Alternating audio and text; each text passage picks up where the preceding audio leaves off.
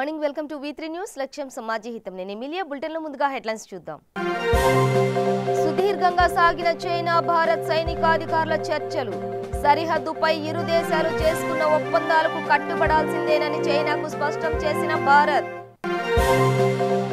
భారత సముద్ర జలాల్లోకి దూసుకొచ్చిన శ్రీలంక బోటు ప్రియదర్శిని గస్తీ నౌక ద్వారా వెంబడించి పట్టుకున్న కోస్ట్ గార్డ్ పోలీసులు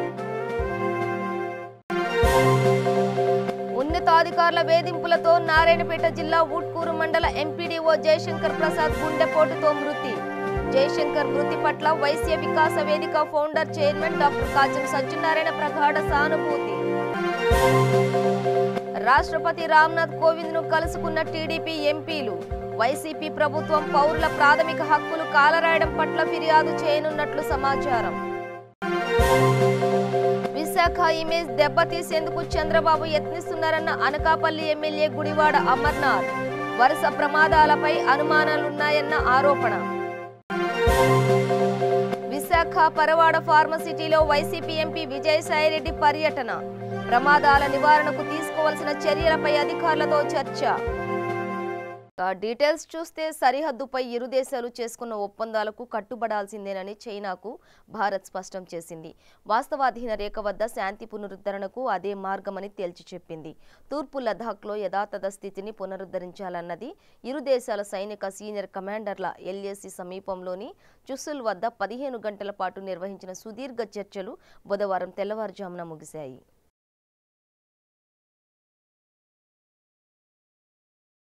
భారత సముద్ర జలాల్లోకి శ్రీలంక బోటు దూసుకొచ్చింది అప్రమత్తమైన కాకినాడ కోస్ట్ గార్డ్ బృందం పట్టుకుంది చేపల వేట కోసం కేజీ బేసిన్ వరది వరకు ఇందువరి ఫిషింగ్ బోట్ వచ్చేసింది భారత కోస్ట్ గార్డ్ బృందాన్ని చూసి పరారయ్యేందుకు శ్రీలంక మత్స్యకారులు 6 ప్రయత్నించారు అయితే వారిని వెంబడించి మరీ ప్రియదర్శిని గస్తీ నౌక ద్వారా కోస్ట్ గార్డ్ పోలీసులు పట్టుకున్నారు ఆ మత్స్యకారుల నుంచి భారీ టూనా చేపను స్వాధీనం చేసుకున్నారు దీనిపై తీర భద్రత అధికారులు మాట్లాడుతూ శ్రీలంకలోని మత్తరకు చెందిన బోటు భారత జలాల్లోకి ప్రవేశించి టూనా చేపలను వేటాడుతున్నట్లు సమాచారం అందిందని తెలిపారు ICGS ప్రియదర్శిని కోస్ట్ గార్డ్ బోటులో కాకినాడ నుంచి వెళ్లిన సిబ్బంది బోటును వెంబడించి పట్టుకున్నారని చెప్పారు కేజీ బేసిన్లో టూనా చేపలను వేటాడేందుకు వచ్చినట్లు ప్రాథమిక విచారణలో వెల్లడైందని వివరించారు బోట్లో ఉన్న 6పై ఇండియన్ ఫిషింగ్ యాక్ట్ ప్రకారం కేసులు నమోదు చేయనున్నట్లు తెలిపారు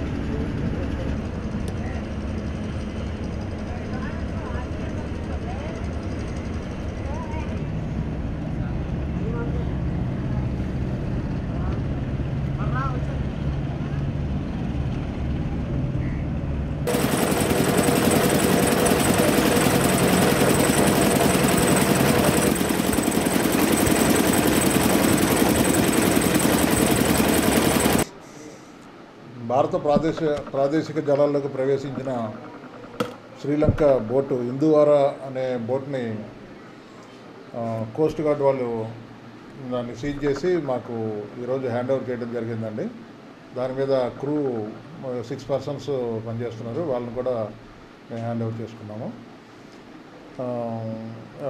మామూలుగా ఓవరాల్ ఫిష్ 427 కేజెస్ ఓవరాల్గా ఫిష్ దాని ఆక్షన్ కూడా వేయటం జరిగిందండి 33,000 వరకు వచ్చినాయి అవి ట్రెజరీలో డిపాజిట్ చేస్తాం మన ఇండియన్ మ్యారిటైమ్ యాక్ట్ ప్రకారం వాళ్ళ మీద కేసు అది పెట్టి దాని మీద చర్యలు తీసుకోవడానికి గాను ప్రొసీజర్ జరుగుతుందండి ముందుగా క్వారంటైన్కే పంపించాలండి తర్వాత మిగతా ప్రొసీజర్ అంతా తెలుగుదేశం పార్టీ ఎంపీలు గురువారం ఢిల్లీలో రాష్ట్రపతి రామ్నాథ్ కోవింద్ను కలవనున్నారు గత 13 నెలలుగా రాష్ట్రంలో నెలకొన్న దౌర్జన్యకర వాతావరణం రాష్ట్రంలో చోటు చేసుకుంటున్నటువంటి ఘటనల గురించి వారు రాష్ట్రపతికి వివరించనున్నారు పౌరుల ప్రాథమిక హక్కులు కాలరాయడం రాజ్యాంగ వ్యవస్థలకు ప్రాతినిధ్యం వహిస్తున్న వ్యక్తులు సంస్థలపై దాడులు పేదల భూములు లాక్కోవడం ప్రతిపక్షాలకు చెందిన వారిపై హింస దౌర్జన్యాలు ఆస్తుల ధ్వంసం దళితులపై దాడులు తదితర విషయాలను ఆయనకు వివరించనున్నట్లు ఆ వర్గాలు తెలిపాయి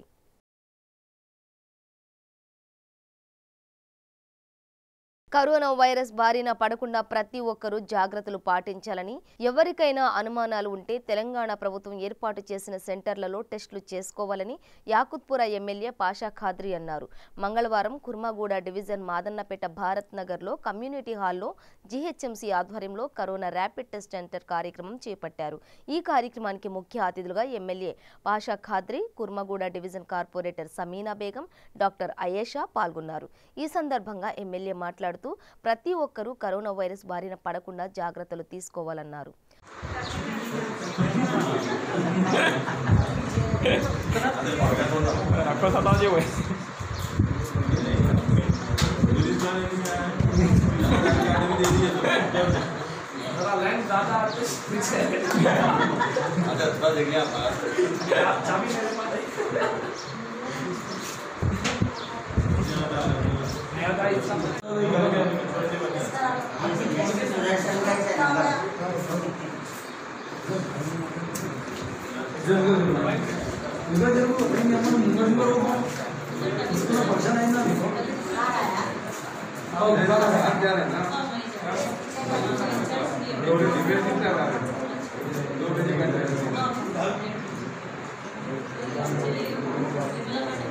నారాయణపేట జిల్లా ఊట్కూరు మండలం ఎంపీడీఓ జయశంకర్ ప్రసాద్ గుండెపోటుతో మరణించారు. ఉన్నతాధికారుల ఒత్తిడి తట్టుకోలేకే గుండెపోటుతో మరణించినట్టు కుటుంబ సభ్యులు ఆరోపిస్తున్నారు. ఆయన మృతి పట్ల వైశ్య వికాస వేదిక founder chairman doctor Kacham Satyanarayana సంతాపం తెలిపారు. ఈ సందర్భంగా ఆయన ఒక ప్రకటన విడుదల చేస్తూ ఆంధ్ర పెత్తందారి వ్యవస్థపై పోరాటమే తెలంగాణ ఉద్యమానికి నాంది పలికిందని, తెలంగాణ రాష్ట్రం ఏర్పడి బంగారు తెలంగాణ దిశగా అడుగులు వేస్తున్న తరుణంలో కింది స్థాయి సిబ్బందిపై ఉన్నతాధికారుల వేధింపులు తగవన్నారు. తెలంగాణ ఉద్యోగులను తెలంగాణ ప్రాంతానికి చెందిన ఉన్నతాధికారులు వేధించడం శోచనీయమన్నారు. జయశంకర్ ప్రసాద్ కుటుంబానికి ప్రగాఢ సానుభూతి తెలిపారు.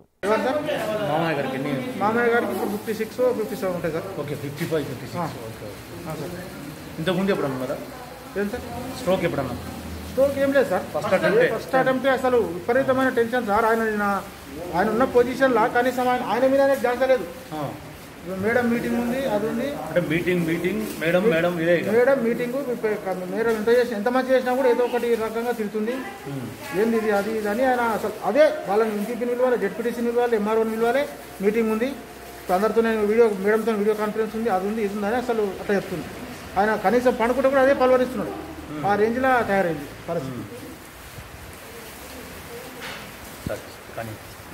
నేను కాంగ్రెస్ పార్టీ నుంచి వచ్చిన, అంటే మామూలుగా ఇంతకుముందు కూడా ఎంపీటీఓల మీద ప్రెషర్ ఉంది.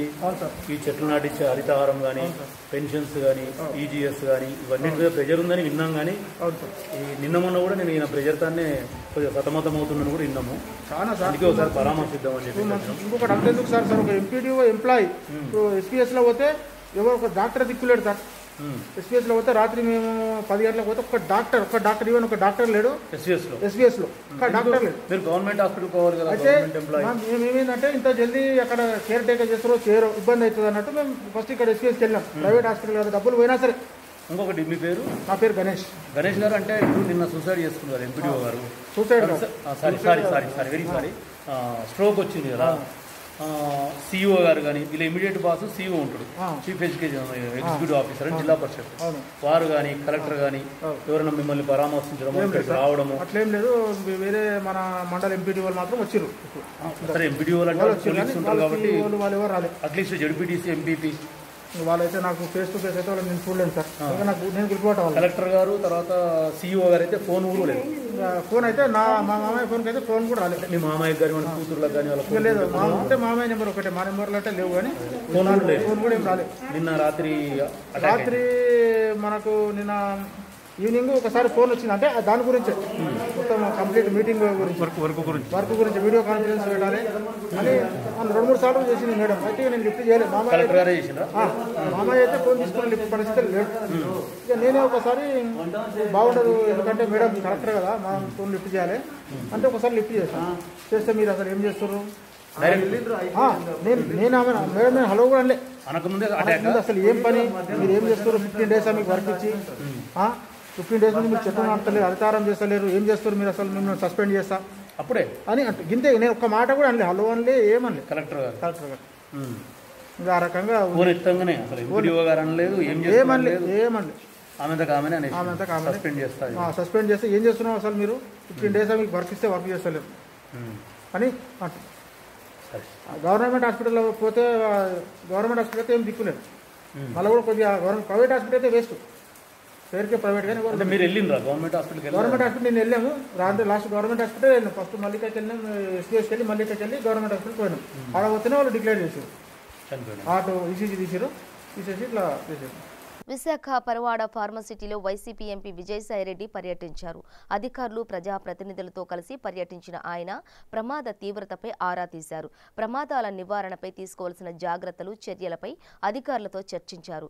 అనంతరం ప్రమాదంలో తీవ్రంగా గాయపడి అరిలోవా హెల్త్ సిటీలోని పినాకిల్ ఆసుపత్రిలో చికిత్స పొందుతున్న కెమిస్ట్ మల్లేష్ను ఎంపీలు విజయసాయిరెడ్డి, ఎంవీవీ సత్యనారాయణలు పరామర్శించారు. ఈ సందర్భంగా మల్లేష్ కుటుంబ సభ్యులతో మాట్లాడి ప్రభుత్వం తరపున అతన్ని అన్ని విధాలుగా అండగా ఉంటామని, అతన్ని ఆదుకుంటామని భరోసా ఇచ్చారు.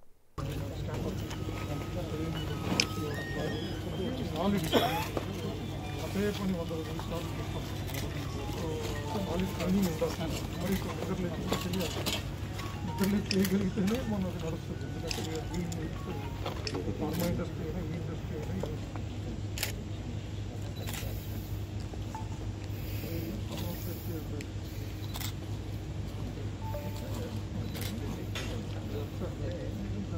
ట్రైన్ చేస్తాం.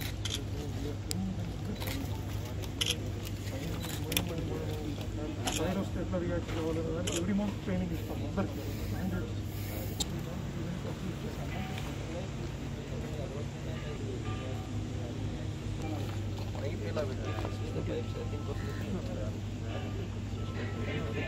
పైప్ ఇలా తీసుకెళ్ళి అక్కడ పన్నులో పెట్టేస్తారు. మన ట్యాంకర్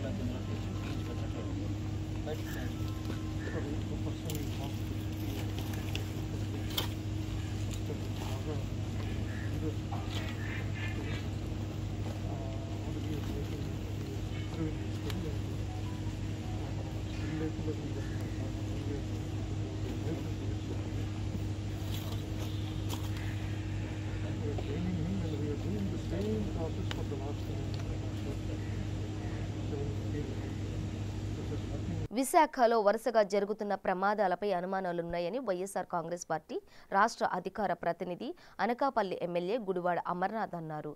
విశాఖ ఇమేజ్ను దెబ్బతీసేందుకే కుట్రలకు పాల్పడుతున్నట్లు భావిస్తున్నామన్నారు. ఇలాంటి కుట్రలు, కుతంత్రాలు ఒక చంద్రబాబు నాయుడు మాత్రమే చేయగలరని, దీనిపై పూర్తి స్థాయిలో విచారణ జరిపించాలని ముఖ్యమంత్రి జగన్మోహన్ రెడ్డిని తాను వ్యక్తిగతంగా కోరుతున్నానని చెప్పారు. భోపాల్ గ్యాస్ ప్రమాద బాధితులకు ఇప్పటికీ పూర్తి స్థాయిలో డబ్బులు అందలేదని, కానీ ఎల్జీ పాలిమర్స్ బాధితులకు పూర్తి స్థాయిలో ప్రభుత్వం అండగా నిలిచిందని పేర్కొన్నారు. విశాఖను జగన్ పరిపాలన రాజధానిగా చేయాలన్న ప్రతిపాదనలకు అడ్డుకట్ట వేయడానికి ఇవన్నీ చేస్తున్నారా అనే అనుమానం కలుగుతోందని అన్నారు. చంద్రబాబు, పవన్ కళ్యాణ్ మాటలు చూస్తుంటే ఒకే రకమైన ప్రమాదాలు జరగడం పట్ల అనుమానాలు బలపడుతున్నాయన్నారు. విశాఖలో వరుస ప్రమాదాలు జరుగుతున్నాయని ప్రచారం చేసి లబ్ధి పొందాలని చంద్రబాబు చూస్తున్నారని ధ్వజమెత్తారు.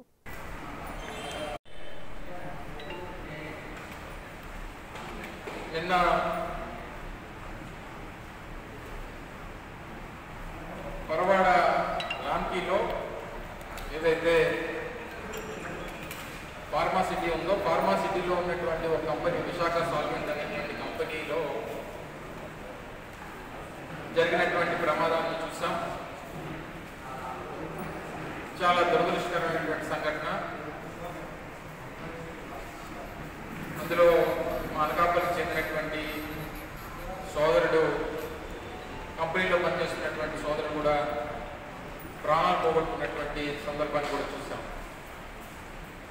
అలాగే గత కొంతకాలంగా దాదాపు మే 7వ తారీఖున, ఏ రోజైతే విశాఖపట్నంలో జరిగినటువంటి ఎల్జీ పాలిమర్స్ ఘటన ఏదైతే మనం చూసామో, ఓ రకంగా ఆ రోజు ఉన్నటువంటి పరిస్థితుల్లో ఒక తీవ్ర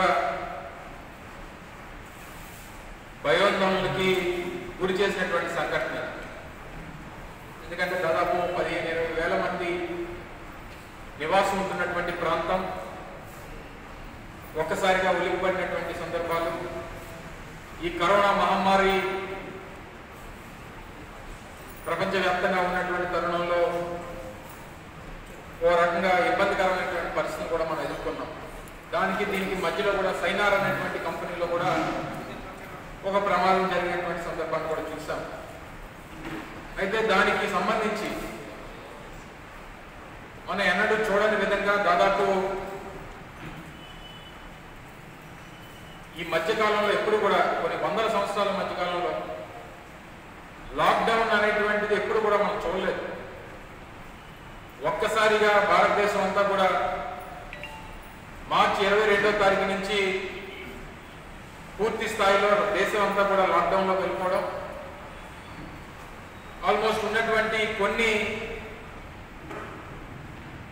ఈ ఫార్మాకు చెందినటువంటి ఇండస్ట్రీస్ తప్పితే మిగిలినటువంటి అన్ని ఇండస్ట్రీస్ లాక్డౌన్లోకి వెళ్ళిపోవడం, కంపెనీలన్నీ కూడా షట్ డౌన్ అయిపోవడం, ఒక్కసారిగా లాక్డౌన్ నుంచి సడలింపులు వచ్చిన తర్వాత ఒక్కొక్క కంపెనీ తెరుచుకోవడం,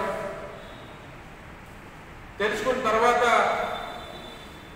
సహజంగా ఒక ఇన్సిడెంట్ ఎల్జీ పాలిమర్స్ ఇన్సిడెంట్ అనేటువంటిది ఓ రకంగా ఈ ప్రాంత ప్రజానికాన్ని అందరినీ కూడా రాష్ట్ర ప్రజలందరూ కూడా ఇబ్బంది పడేటువంటి ఇన్సిడెంట్ జరగడం, దాదాపు 14-15 మంది ప్రాణాలు కోల్పోవడం మనం చూసాం.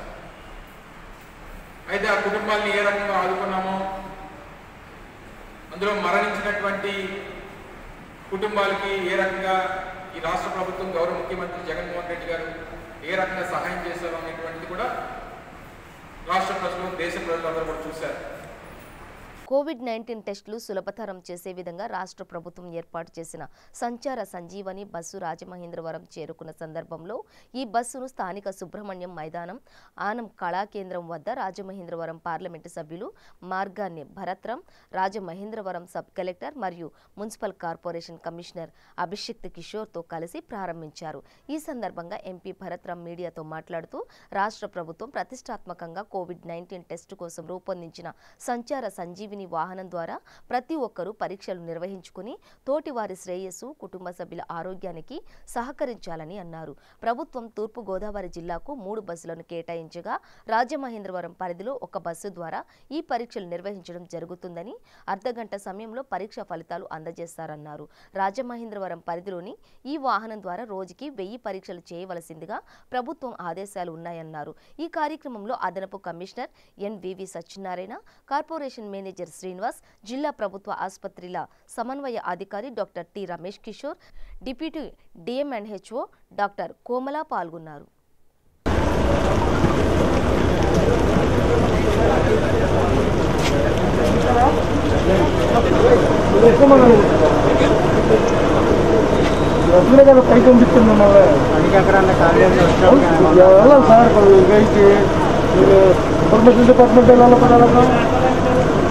రియాక్షన్ తోటి వీళ్ళు స్విండిల్ చేస్తాం. స్విండిల్ చేసి నోజల్ పెట్టేసిన తర్వాత కమిషనర్ గారు ఆల్రెడీ దానిలో కలిపేశాను సార్. ఒక 3 బఫర్ సొల్యూషన్, ఒక 3 డ్రాప్స్ దీంతో డ్రాప్ చేస్తాం. 3 టైమ్స్ చేసేసిన తర్వాత నోజల్ విత్ నోజల్ ఆ సొల్యూషన్ టెస్ట్ స్టిక్ మీద 2 to 3 తీసుకుని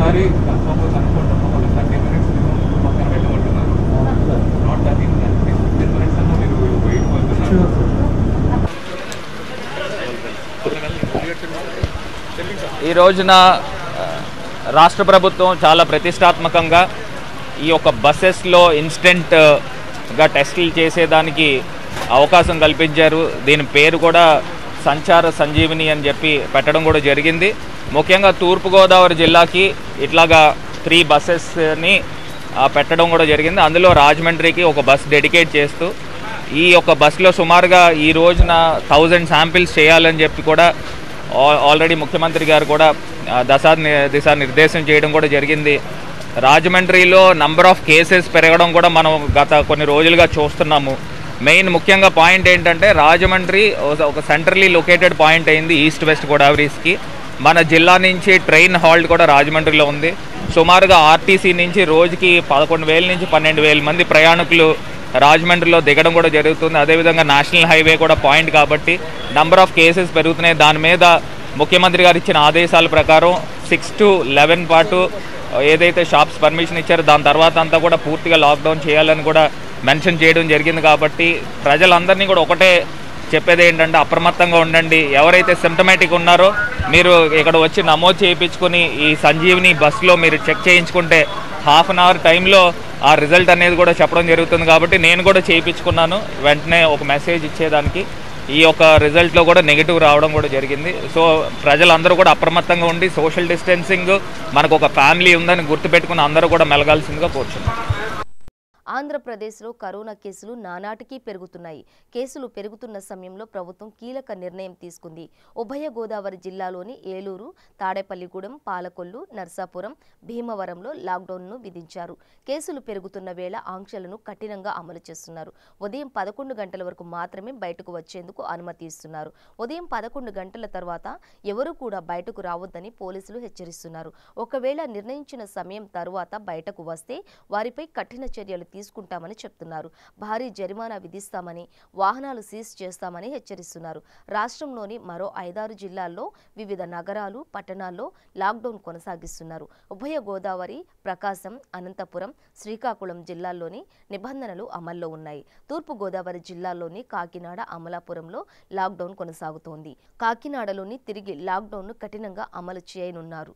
పశ్చిమ గోదావరి జిల్లాలోని భీమవరంలో మళ్లీ లాక్డౌన్ అమలు చేస్తున్నారు. ఇటు ఏలూరు, తాడేపల్లిగూడెంలో పూర్తి లాక్డౌన్ అమల్లో ఉంటుంది. అనంతపురంలో కూడా లాక్డౌన్ ఆంక్షలు మరింత కఠినంగా చేయాలని అధికారులు నిర్ణయించారు. ఇక ప్రకాశం జిల్లా ఒంగోలు, చీరాల, మార్కాపురంలో లాక్డౌన్ కొనసాగిస్తున్నారు.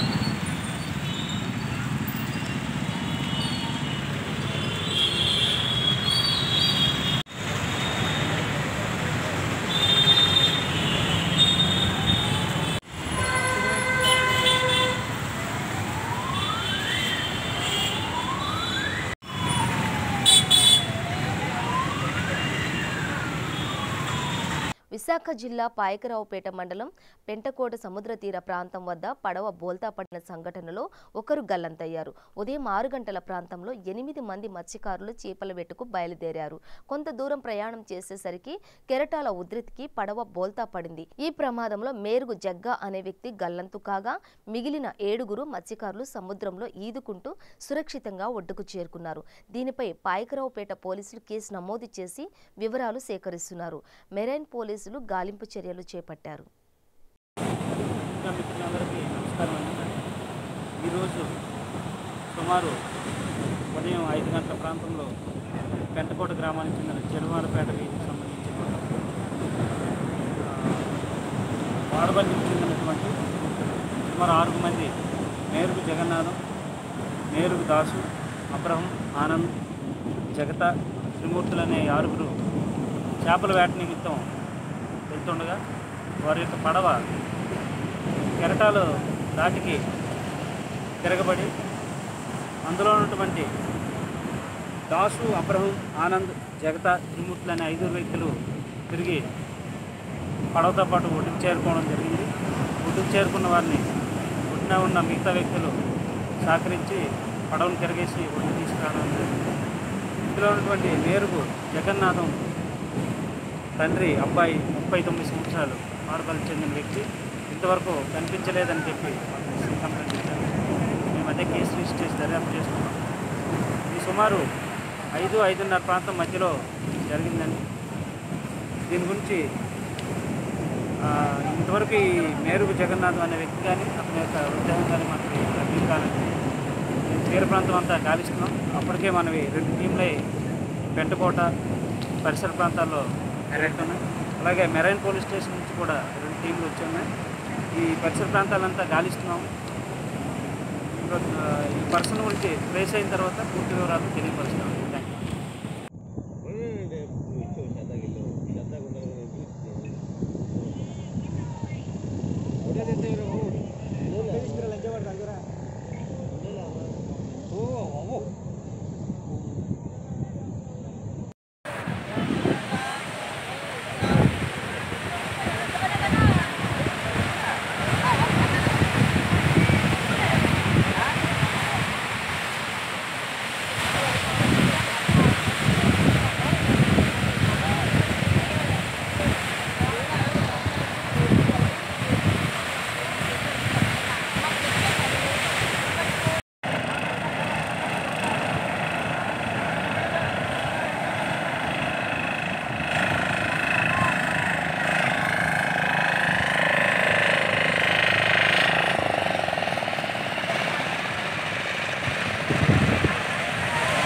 మోపిదేవి గ్రామంలో వేంచేసి ఉన్న శ్రీవల్లి దేవసేన సమేత సుబ్రహ్మణ్యేశ్వర స్వామివారి దేవస్థానంలో స్వామివారి పవిత్రోత్సవాలు అత్యంత వైభవంగా ఆలయ వేద పండితుల ఆధ్వర్యంలో అర్చక బృందం స్వామివారి పవిత్రోత్సవాల కార్యక్రమాన్ని శాస్త్రోక్తంగా నిర్వహించారు. ఈ పవిత్రోత్సవ సహిత ఆషాఢ కృత్తిక మహోత్సవంలో భాగంగా స్వామివారికి గోపూజ, సుప్రభాజ సేవ, ఆలయ ప్రదక్షిణ, సుబ్రహ్మణ్య మూల మంత్ర అనుష్ఠానం, మహానివేదన, నీరాజన మంత్ర పుష్పములు తదితర ప్రత్యేక పూజా కార్యక్రమాలు నిర్వహించారు. ఆలయ ఈవో లీలాకుమార్ స్వామివారికి అమ్మవార్లకు పట్టు వస్త్రములు సమర్పించారు. ఆలయ సిబ్బంది పూజా కార్యక్రమంలో పాల్గొన్నారు. కోవిడ్-19 కు అనుగుణంగా పూజా కార్యక్రమం నిర్వహించగా భక్తులెవరిని అనుమతించలేదు.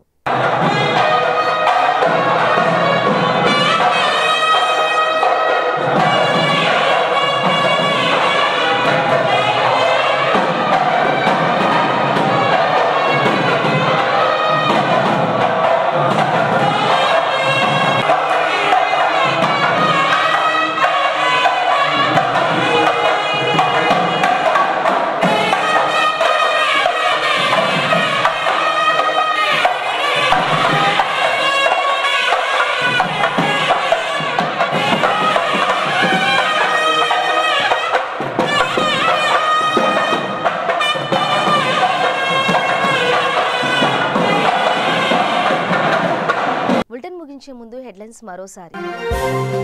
సుదీర్ఘంగా సాగిన చైనా భారత్ సైనికాధికారుల చర్చలు. సరిహద్దుపై ఇరు దేశాలు చేసుకున్న ఒప్పందాలకు కట్టుబడాల్సిందేనని చైనాకు స్పష్టం చేసిన భారత్. భారత సముద్ర జలాల్లోకి దూసుకొచ్చిన శ్రీలంక బోటు.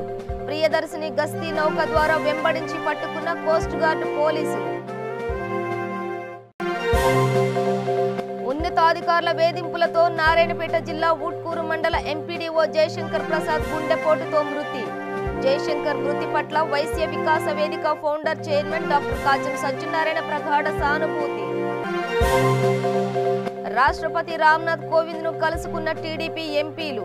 వైసీపీ ప్రభుత్వం పౌరుల ప్రాథమిక హక్కులు కాలరాయడం పట్ల ఫిర్యాదు చేయనున్నట్లు సమాచారం.